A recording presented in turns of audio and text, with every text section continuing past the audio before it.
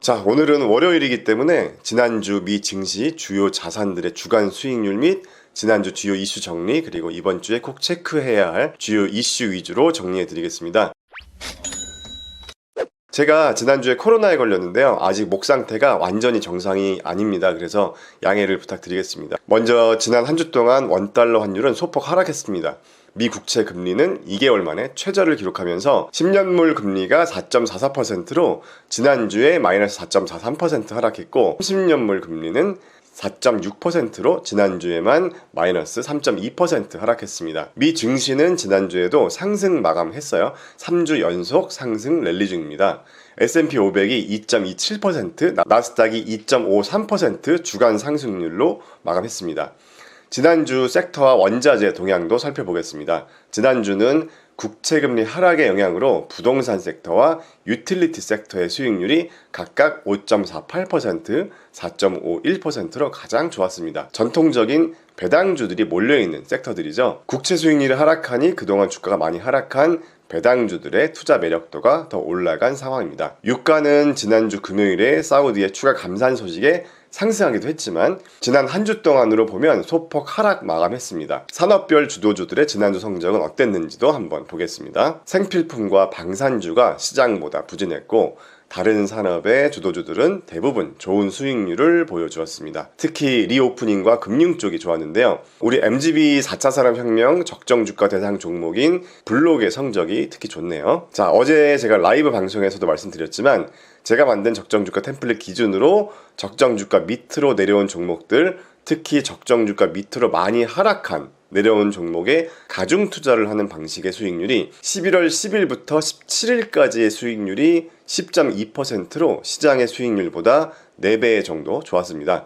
물론 이렇게 4개에서 5개 정도 개별 종목에 투자하는 방법이 상승장에서 시장의 상승보다 더 좋거나 하락장에서는 시장의 하락보다 더 낮은 경우도 있죠. 하지만 지난 5주간 체크해보면서 시장이 하락하는 경우에도 저희 이 적정주가 종목들의 수익률은 오히려 반대로 상승하는 경우도 있었죠. 자, 4차 산업혁명 밀착관리 종목은 따로 밀착 뉴스 코너에서 더 자세히 다루도록 하겠습니다. 자, 지난주에 시장이 좋았던 이유는 바로 이 CPI와 PPI가 잘 나와주었기 때문인데요. 물가가 드디어 잡히고 있다는 희망을 안겨주면서 12월 금리 동결 확실, 그리고 내년 5월 이후부터 금리 인하 기대감까지 커진 상황이라고 할 수 있겠습니다. 그리고 실업수당 청구 건수와 같은 고용지표들도 시장에 충격이 오지 않는 수준으로 상승해주면서 경기 충격이 오지 않는 연착륙의 기대감도 더 커지고 있는 상황입니다. 자, 그러면 지금부터는 이번 주에 체크해야 할 경제 지표들을 짚어드리겠습니다. 11월 21일 화요일에는 미국 선행지수, 그 다음에 20년물 채권 입찰이 있고요. 11월 22일 수요일에는 기존 주택 판매, 내구재 수주, 실업수당 청구 건수가 있습니다. 그리고 11월 23일 목요일에는 미시건대 소비자 심리지수 발표가 있습니다. 자, 이번 주에도 앞으로 경기 상황이 어떻게 될지 예측할 수 있는 경기 선행 지표들의 발표가 있으니까요. 잘 체크해 봐야겠습니다. 자, 종목 뉴스입니다. 챗GPT의 아버지로 불리는 오픈 AI CEO인 샘 울트먼이 전격 해임됐다는 뉴스로 시작합니다. 오픈 AI 이사회는 울트먼이 이사회와의 커뮤니케이션을 일관되게 하지 않아서 책임 수행 능력이 저해됐다. 그리고 리더십이 부족하다는 이유로 CEO를 해고하고 CTO인 미라 무라티를 후임으로 임명했다고 밝혔습니다. 예고되지 않은 이 해임 소식은 실리콘밸리를 요동치게 했고 시장이 큰 혼란에 빠뜨렸는데요. 공동 창업자인 그렉 브루먼과 선임 연구원 3명도 함께 퇴사한 것으로 밝혀졌습니다. 자, 한편 울트먼은 또 복귀를 시도하고 있다는 소식도 들려오고 있는데요.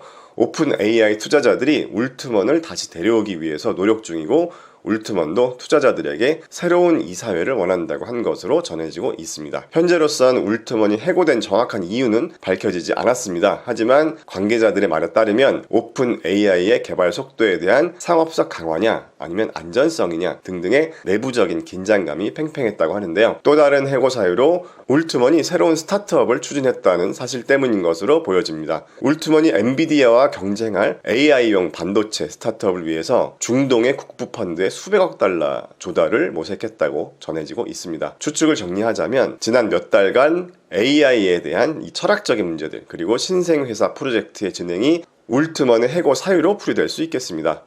오픈 AI에 130억 달러를 투자한 마이크로소프트는 마이너스 1.68% 하락 마감한 상태고요. 마이크로소프트의 사티아 나델라 CEO는 울트먼의 해임 소식에 분노했다고 하면서도 미라 무라티는 기술적 전문성과 상업적 감각을 갖춘 인재라고 평가하고 있다고 합니다. 자, 마무리 시간입니다. 이번 3분기 실적 발표도 거의 막바지인데요.